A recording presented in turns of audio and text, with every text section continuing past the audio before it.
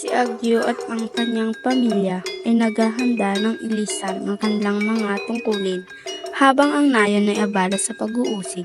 Kinolekta nila ang kanilang mga gamit at nagtinginan ng may pag-aalala. Hindi na natin kayang tiisin ang pangaping ito. Tayo'y tataas upang makahanap ng mas magandang buhay. Sang-ayon ako, pero paano si Mungan? Hindi na siya makakasama sa atin dahil sa kanyang etong. Si Mungan ay nakaupo mag-isa sa isang sulok habang ang kanyang mga mata ay puno ng luha. Dumating ang isang diwata at may malambot na simoy ng hangin na pumuno sa lugar.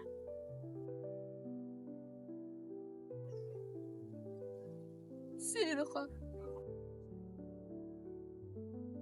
Huwag kang matakot, Mungan, sapagkat may dala akong regalo. Ikaw unang makakamit ng immortalidad. Ano? Paano nangyari yun? Kapag dumating ang tamang panahon, makakasama mo yung mahal sa paraisong puno ng walang katapos ng kaligayahan. Kung saan ako sa kanilang magdadala, pumunta ka sa Arimman. Darating ang Sarimbar. Habang nagpapahinga sina Agyo, ay biglang dumating si Mungan. Kayo'y dumako sa Aruman at hintayin ninyo ang Sarimbar.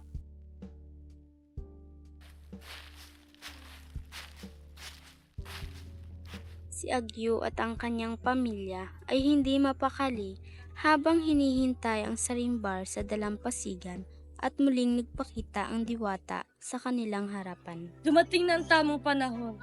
Humahon ka sa langit at matatanggap mo ang langis ng immortalidad. Nakatanggap ang pamilya ni Agyo ng biyaya mula sa diwata. Paalala, ang nalandangan ang gantimpala sa inyo. Sa pagtitiis at pagtitiwala ninyo sa Midlimbag. Anak, bakit hindi ka tumuloy sa alay? Ama, nakaramdam ako ng kaba.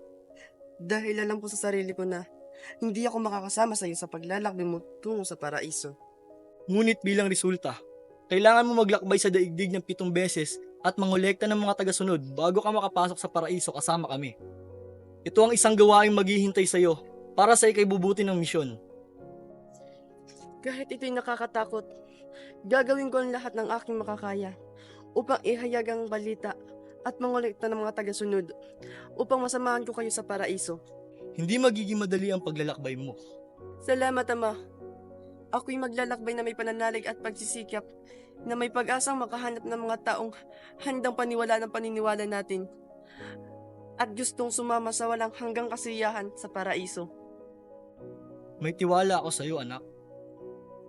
Ang iyong lakas at tiyaga ang magsisilbing daan tungo sa magandang buhay.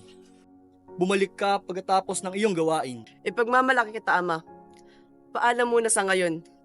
Sana'y tayo gabayan ng banal na Midlimbag at ingatan ng ating pagsusumikap. Sa panig ni Baybayan at ng kanyang mga tagasunod, naubos na ang kanilang mga gamit, ngunit nakakita si Baybayan ng isang puno ng prutas, kaya't isinagawa niya ang ulahig, biglang nahulog ang prutas. Ang kapangyarihan na ulahing, hindi na tayo magugutom muli.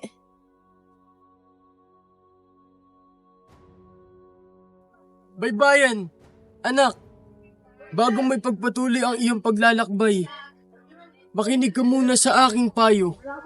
Tandaan mo, ang layunin mo ay hindi lamang humanap ng mga tagasunod, kundi ang pagpapalaganap ng kakanyahan ng Agyo. Ngunit paano naman ako makakasigurado na patuloy mabubuhay ang pangalan ni Agyo? Pamagitan ng salita at gawa, mabibigyan inspirasyon mo ang iba na yakapin ng diwa ng katatagan at lakas ng loob dahil pinamalas ni Agyo. Naiintindihan ko, Lo. Dadalhin ko ang salita mo sa paglalakbay na ito. At siguraduhin ko ang kwento ni Agyo ay maaalala at maaalala sa bawat henerasyon na dadaan. Yun ang hiling ko, Baybayan. Naway gabayan at protektahan ka ng Midlimbag tungo sa iyong paroroonan. Umalis na si Baybayan kasama ang kanyang mga tagasunod sa pamamagitan ng Salimbar tungo sa paraiso matapos ang ilang pag-uusap. Baybayan, nagawa mo ang iyong gawain. Pinaparatangan kita ng immortalidad. Ipinagalooban ni Midlimbag si Baybayan at ang kanyang mga tagasunod ng mga kakayahan at sila'y malagod na tinatanggap sa paraiso. Hindi pa dito nagtatapos ang layunin mo, Baybayan. Patuloy ka na magbigay ng inspirasyon sa mga mortal na isagawa ang unahin para maalala nila si Agni.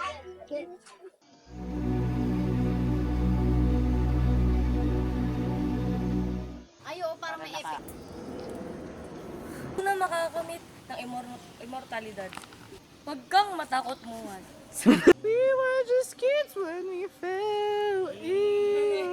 Kung walang kaligayahan, balik-baliktad.